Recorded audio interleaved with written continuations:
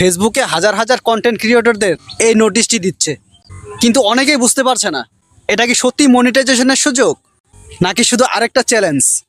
ভিডিওটি স্কিপ করবেন না। বর্তমানে অনেক কন্টেন্ট ক্রিয়েটরের প্রফেশনাল ড্যাশবোর্ডে একটি নতুন আপডেট দেখা যাচ্ছে।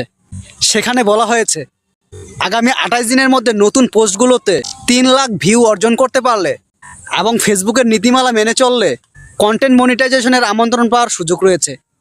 কিন্তু একটা বিষয় পরিষ্কার বুঝে নিন, এই নোটিশ মানেই মনিটাইজেশন নিশ্চিত নয়। আবার এটাকে অবহেলাও করা যাবে না, কারণ ফেসবুক এখন দেখছে আপনার কন্টেন্ট মানুষ কতটা পছন্দ করছে, কতক্ষণ দেখছে এবং আপনি নীতিমালা মেনে কাজ করছেন কিনা। সবচেয়ে গুরুত্বপূর্ণ বিষয় হলো পুরনো পোস্ট নয়, নতুন পোস্টের ভিউ গণনা করা হবে। তাই এখন থেকে শুধু পোস্ট বাড়ানোর সংখ্যা গণনা নয়, কন্টেন্টের মান বাড়ানোর দিকে গুরুত্ব দিন।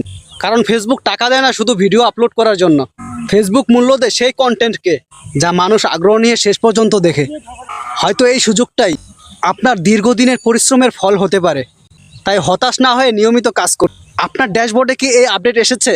আর যদি এসে থাকে তাহলে 28 দিনে 3 লাখ ভিউ পূরণের জন্য আপনি কিভাবে প্রস্তুতি নিচ্ছেন কমেন্টে জানাবেন। ভিডিওটা যদি ভালো লাগে বন্ধুদের মাঝে ছড়িয়ে দিবেন।